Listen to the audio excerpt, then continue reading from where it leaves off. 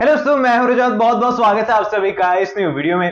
दोस्तों, पता है कभी कभी ना अपडेट गलत साबित होने का भी मजा आता है, क्योंकि खासकर वो अपडेट जो कि एकदम नेगेटिव हो और सीरियल को लेकर मैंने दी हो और वो कहानी से बिल्कुल गायब हो जाए। तो देखो, ऐसा तो लगता है कि गालियां जरूर पड़ रही होगी कमेंट सेक्शन में, पर दिल को सुकून मिलता है कि चलो सीरियल के अंदर पॉजिटिव सीन देखने को मिल रहे हैं।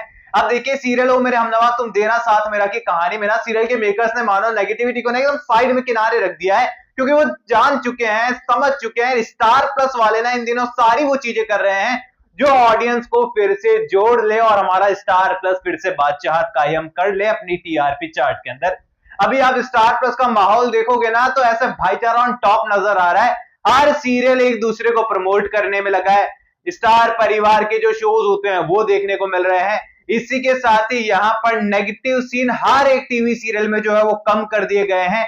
यानी कि स्टार प्लस ये समझ चुका है कि अगर फिर से हमें जो है टॉप पर आना है तो अब ऑडियंस का कहना मानना ही पड़ेगा।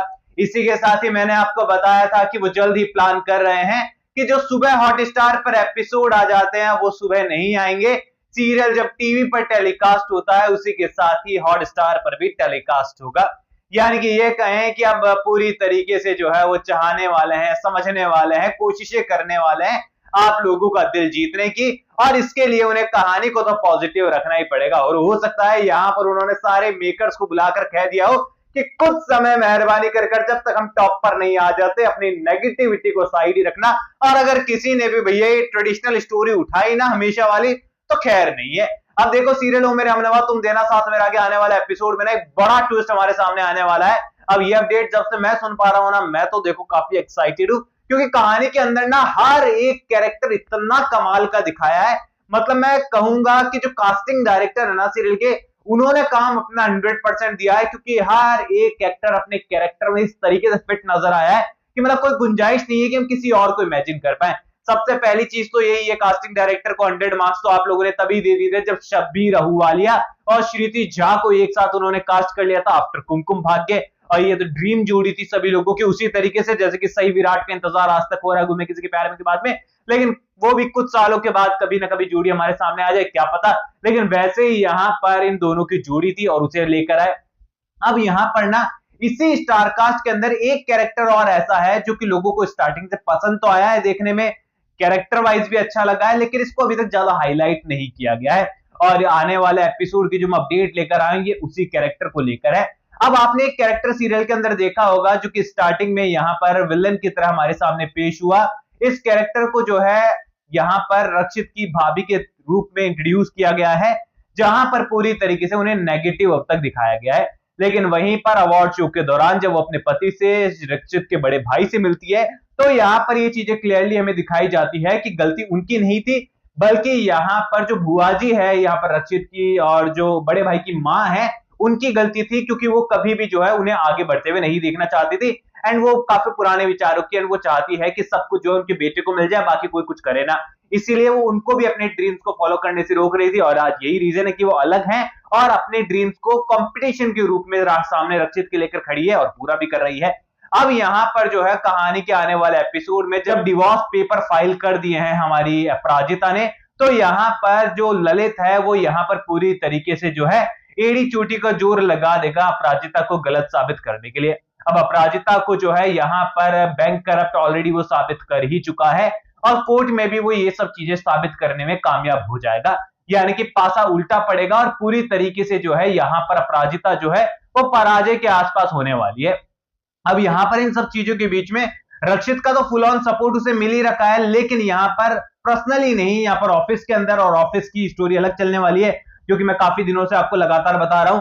लेकिन यहाँ पर पर्सनल लाइफ में अपराजिता कितनी परेशान है ये बात रक्षित को नहीं पता। इवन रक्षित को ये भी नहीं पता है कि जिस पति को देखकर उसने आधी अधूरी बात अपने घर वालों को बताई थी, उस पति को वो छोड़ चुकी है ऑलरेडी। अब यहाँ पर जो मैं ट्विस्ट बता रहा था, सीरियल के मेकर्स यहाँ एड ऑन करते हुए नजर आ सकते हैं। अब देखो, इसको लेकर ना 50-50% कंफर्मेशन है, अपडेट है, मैं 100% नहीं कहूंगा फिलहाल, लेकिन आई एम वेरी एक्साइटेड। अगर ऐसा सीन हमें देखने को मिलता है तो यहाँ पर बताया जा रहा है कि जो रक्षित की भाभी दिखाई गई है ना, वो अपराजिता का साथ देते हुए नजर आएगी इस केस के अंदर, और यहाँ पर वो उसका सहारा बनेगी और कहेगी कि तुम्हारी आवाज मैं उठाऊंगी और मैं तुम्हारे साथ हूं, क्योंकि किसी भी लड़की के सपनों के बीच में अगर कोई रूढ़िवादी विचार लेकर घुस आता है और टॉर्चर करता है तो उसको सजा मिलनी चाहिए, चाहे वो भारद्वाज फैमिली से क्यों ना हो, मेरा पति क्यों ना हो, चाहे वो ललित क्यों ना हो, अपराजिता मैं तुम्हारा साथ दूंगी। अब यहां पर एक ऐसा कैरेक्टर जो कि स्टार्टिंग से स्ट्रांग है, थोड़ा सा ग्रे शेडेड दिखाया गया, नेगेटिव सा है, लेकिन अचानक से अगर अपराजिता के साथ में आकर खड़ा हो जाता है तो कहानी में बड़ा ट्विस्ट देगा। और ये कहानी में इसलिए रिलेटेड लग रहा है, रिलेटेबल लग रहा है, क्योंकि अगर ऐसा होता है तो यहां पर रक्षित की फैमिली अपराजिता के और अगेंस्ट जाने वाली है कि आखिरकार वो लड़की जिसके कारण रक्षित के पिता आज अपने आप में कुछ याद नहीं रख पाते हैं, उसका बड़ा भाई नशे का आदी हो चुका है, बिजनेस उनका तबाह होने की कगार पर है, आज अपराजिता उसी का साथ दे रही है और उसी के साथ खड़ी है, उसका सपोर्ट कर रही है। तो यहां पर सीरियल के मेकर्स कुछ नए टर्न और ट्विस्ट कहानी को देते हुए नजर आ सकते हैं। आने वाले एपिसोड के अंदर आप देखने वाले हैं कि ईरा की चाल और साजिश यहां नहीं रुकेगी बिल्कुल भी। अपनी मॉम को, घर वालों को तो कन्विंस कर लिया है, लेकिन ईरा की जो नेगेटिविटी है उसे रक्षित रोक पाने में नाकामयाब हुआ है। एंड प्रीकैप की मैं बात कर लूं, जिसको देखकर आप लोग बहुत खुश हो रहे हो कि देखो हमारे रक्षित ने कितनी जल्दी अपने दिल की बात बता दी अपराजिता को, भले ही वो अपने भाई को बता रहा था, लेकिन अपराजिता ने सुन तो लिया। लेकिन देखो सीरियल के मेकर्स होते हैं, चाहे मेरे सीरियल घूमे किसी के प्यारे में वाले रहे हों, मन्नत के होते होंगे, या फिर आप सीरियल ओ मेरे हमनवा तुम देरा साथ मेरा के, ये सब ना उल्लू बनाने में थोड़े से एक्स्ट्रा माहिर होते हैं।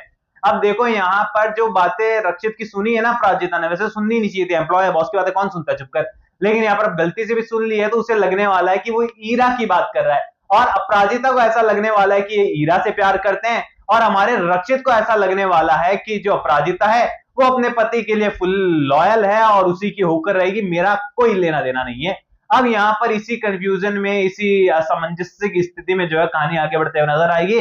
और जब भी यहाँ पर रिश्तों में यहाँ पर पूरी तरीके से उतार चढ़ाव होते हैं तो यहाँ पर मिसअंडरस्टैंडिंग होती है, ट्विस्ट आते हैं, और यहाँ पर लड़ाई झगड़ों के बाद फिर जब पैचअप होता है तो लव स्टोरी की शुरुआत होती है। तो आप लोग मुझे बताइए कि सीरियल के आने वाली कहानी के लिए कितने एक्साइटेड है। कोई भी सवाल है तो शेयर कर सकते हैं, सपोर्ट कर सकते हैं, इंस्टाग्राम पर भी लिंक डिस्क्रिप्शन में यूजर नेम नजर आ रहा है। सब्सक्राइब कर दीजिए चैनल को। मैं मिलूंगा आप सभी लोगों से अगली वीडियो में, जब तक के लिए थैंक यू दोस्तों।